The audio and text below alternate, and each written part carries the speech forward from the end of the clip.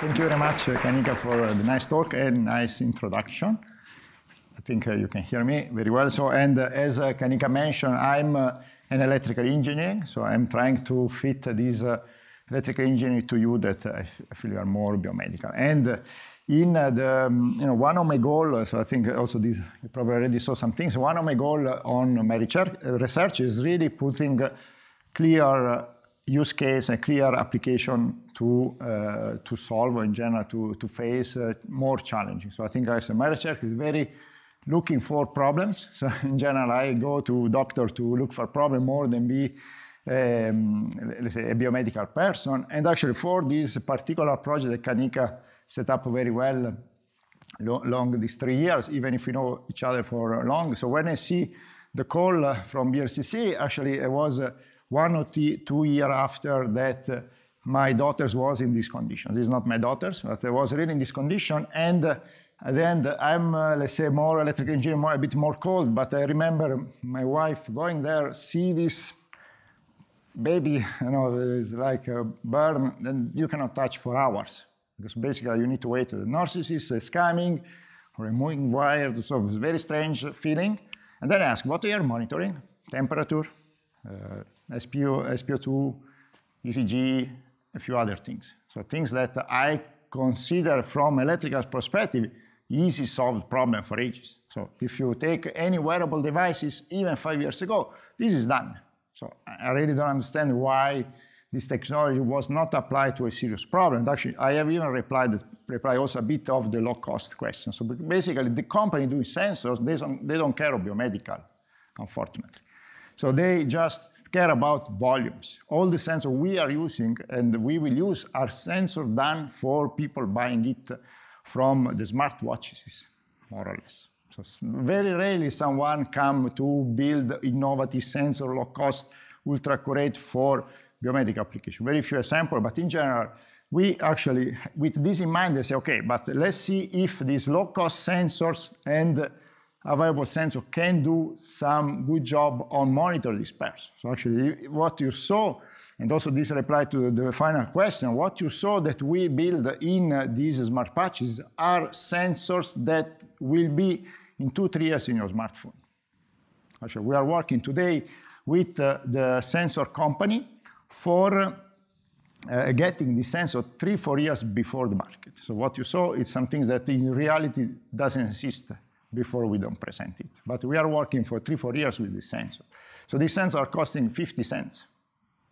So this is because at the end is the innovative part, and they are becoming more and more intelligent, and also we are trying to make them more and more intelligent, and they become low power. So the reason also why we can achieve hours of lifetimes that are ultra low power for your phone. Because basically they want your phone not charging tomorrow, and then for your smartwatches. So this was the other things. And this is getting momentum, means that you know very well that everybody is buying a new wearable devices with sensors. So the novelty is that we have more and more sensors, and the trend that we will have more and more sensors, intelligence, and long term. So this actually is our challenge of our research. So we are really pushing to make the intelligence closer to the sensor self. So in the project that Kanika showed very well, you can see that we tried and we demonstrated that it's possible to put machine learning inside these little wearable device. In this example is a smartwatch, because in terms of technology, it doesn't change anything. You have the same sensor, the same processing, the same wireless communication, and unfortunately, the same battery. So when you go smaller, the problem is the battery, how you can supply all the different sensor, computational, AI, wireless communication. And this is the reason why the other challenge is that you have little processors that need to process this information. And we saw also from the first speech today that this model can be larger because they can use generative models. But in reality, what is happening in the research, but also becoming more and more some interesting mature technologies, that the people, so researchers including us, are pushing the artificial intelligence at the edge. Edge means that at the edge of Internet of Things means that more and more we are pushing AI where the sensors are getting information. And it means that there is the edge between the physical world and the cyber physical world that are these devices. What are the advantages? The advantages are that you might not have the availability of your network, and your smartwatch or your smartwatch can still continue to work.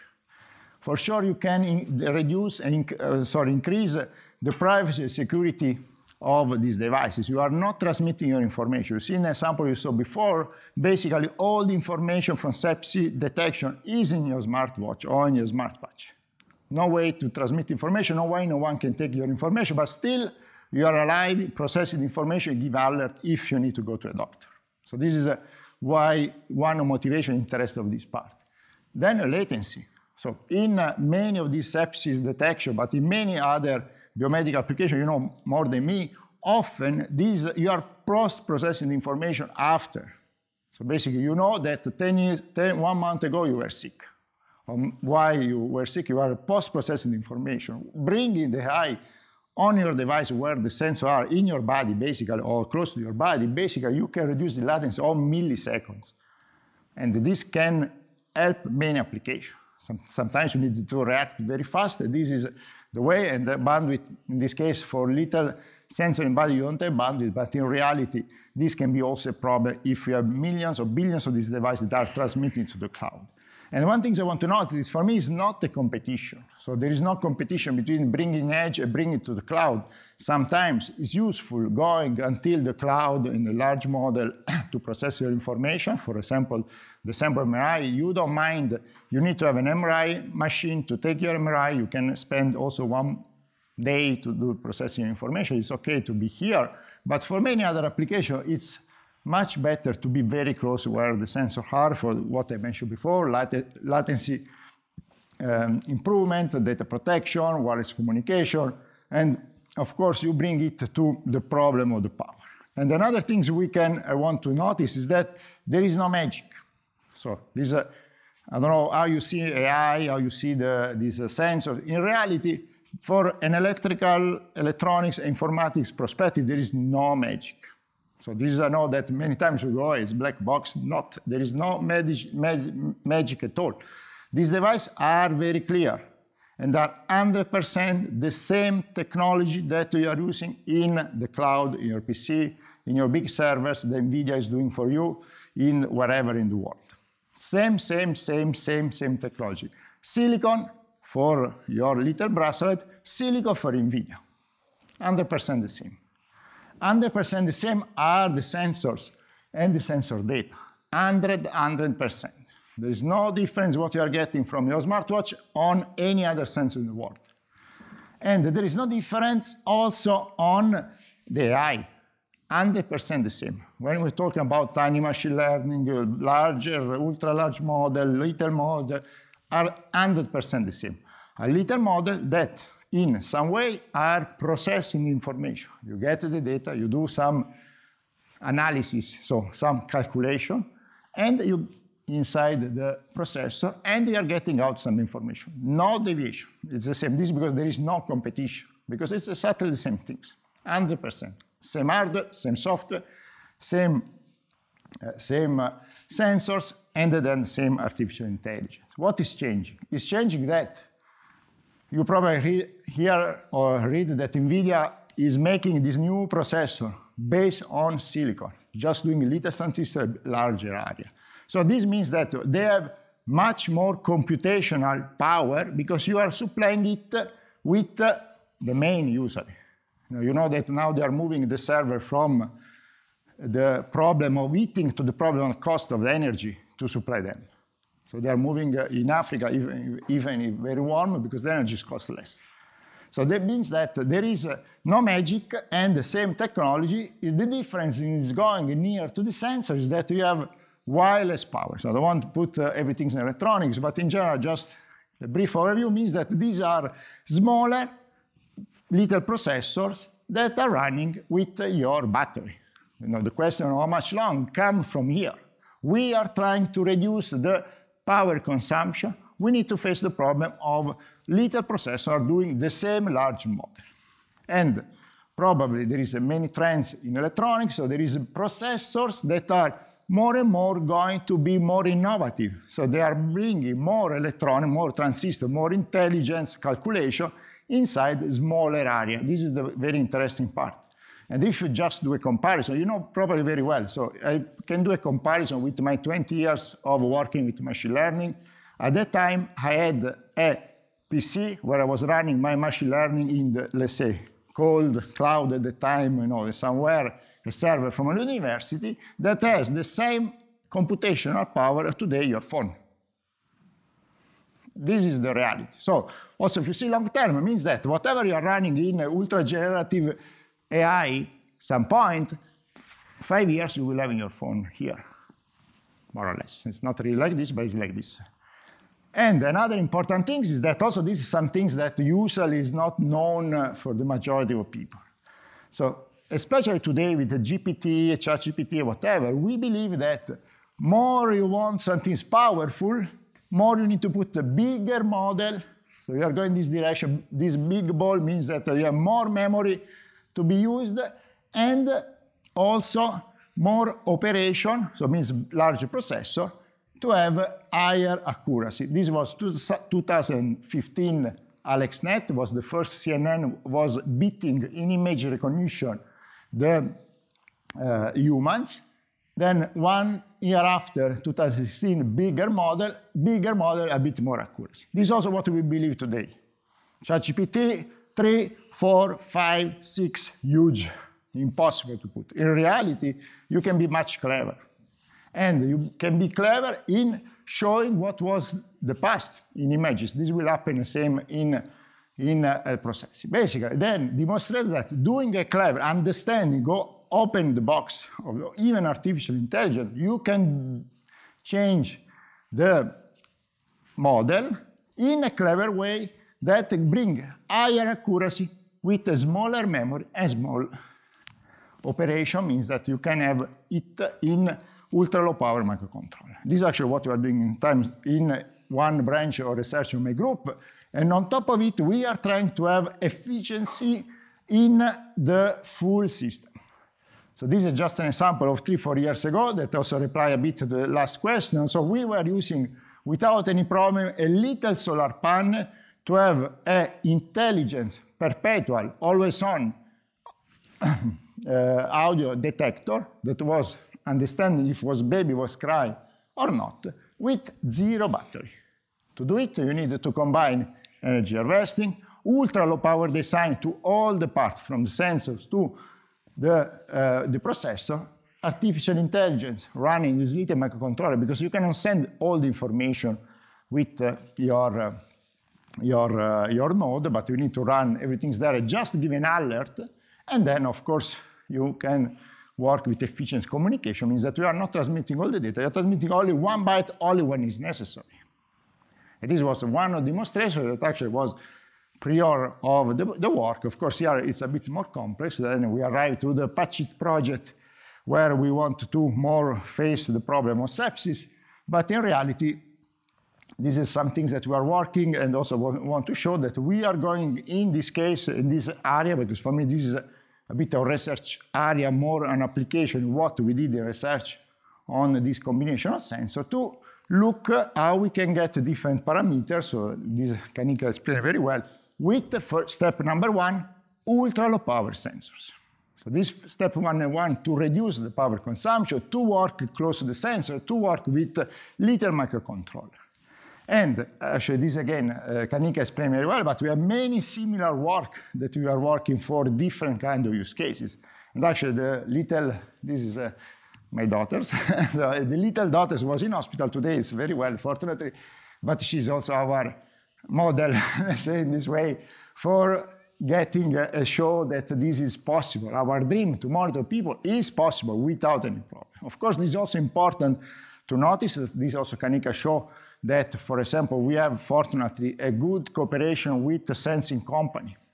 That this sensor now you can find in the market. In reality, we are working already with the version number 3 of this sensor you can buy that will arrive in the market. These were probably very nice novel sensors that enable us to go low power intelligence and taking some particular parameter from your body was not possible before. And this doesn't mean different metrics of vital sign monitoring. But in reality, this is a sensor from ST Microelectronics, so they are not paying me, but in general, they are providing no sensor for phones. They are not doing it for us. So now we are demonstrating that you can do some things better with their sensor. But this is very interesting because there is already an accelerometer inside. Whatever you find for vibration, for motion, you are already there. Plus, you have a channel that is getting electrostatic charge change of your body that is sensible to movement, even very sensible. So actually, we're using it in another project, even to get the muscular movement of your eyes. So it's very, very sensible. And actually, then we try, so this means that you can take, the heart is very easy. We tried to, the first step was trying to get the heart rate out of it. So this was a preliminary job, but it's working actually very well, even better with the other sensor that we are having. And what you can see here, there is a step of, you go from milliwatt consumption to microwatt of consumption with the same quality. So this is step number one to go down. Of course, we need to do signal processing. Then we continue to work, and we show that this is something very interesting. And also, this can bring the miniaturization. So we even go further. Dispatch, we are working in different kind of use cases. In this case, we want to try to see what we can get from inside of here. You need a mix of novel sensor and processing in here to get it. So we are investigating how we can get the glucose monitor, fusing the different sensors. In this case, we have both PPG and the QVAR to get this information. And also you can work with fusing them to remove the artifact, for example. So I think the signal processing close to the sensor helps to increase even the robustness of the quality of your signal you are getting from the human body and putting in position that can be in particular way. Of course, we need always work, so this logic is more interesting on the commercial version, I'll say the consumer application, but for example, we work with hospitals to see which kind of vital sign we can take even in the here. And go back further, I removed the part of the energy harvesting, but I left this slide for another reason. So actually, this was done more or less 2019, we published in 2017, so means 7 years ago. And this was a smart ring with PPG that was able to work in a sustainable way to get the oxygenation and the heart rate from your finger. And I don't know if you are aware, but this year, or last year, Samsung released a ring without energy harvesting that is using a PPG to take the same parameter. And again, why this is possible? Because we, of course, we are researchers. They need to face all the other problems that I don't want in bringing on the market. But this means that the technology is ready. So what we are going to see today, I'm pretty sure is going to be very soon. So this was an online monitor. I think this probably was 2015 or 16. I don't have the exact date here. So this also, to conclude for innovative sensors, so means that I strongly believe on having not only the machine learning inside the system, but also having ultra-low power sensing. At the end, the sensing technology is more or less the same. This, for example, is a new radar that we are using, and in this case, we are working in cooperation with Infineon.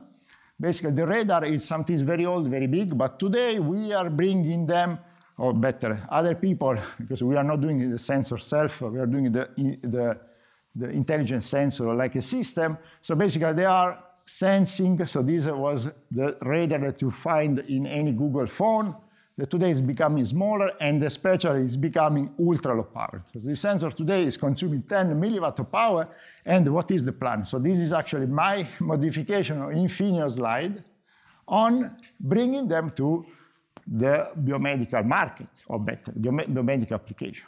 If you see what they are targeting, in-car monitoring, phones, other devices that you're having. But then you can use this innovation in biomedical application without any problem, and this was our goal in this case. So then the principle is the same. You are transferring some impulse in a millimeter wave, you are getting back some information, and you can detect, for example, the distance, the displacement of your chest.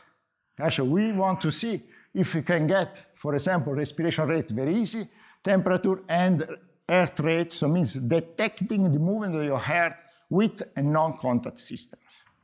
And there are people, so this you can use also, for example, for other application scenarios. This is actually application scenario that Infineon has in mind. So as you can imagine, I need to give back some things, so I need also to target some things that are more in their domain, but then we continue to work in our interest, in our research. So this, for example, with also Kanika, we did a huge campaign on getting information from different people to see, in this case, 24 subjects, how we can get the information for the heart rate. This is quite challenging. Again, remember, you are getting from this little radar at 1 meter without contact the information of your heart. And actually, without going too much, and I want to close more or less in time with a nice, I don't know, okay.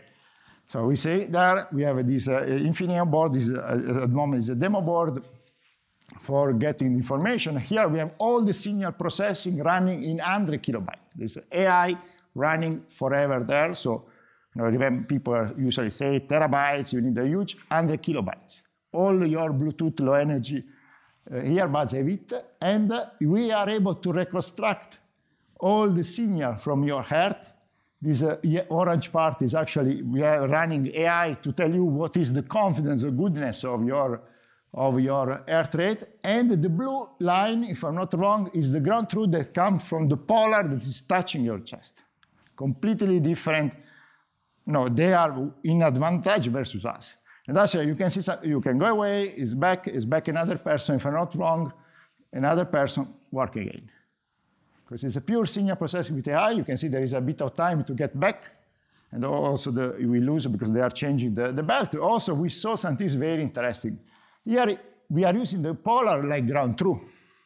In reality, we are much faster than the polar, because polar is much more data to get there, and we already told them that we were in this range of heart rate.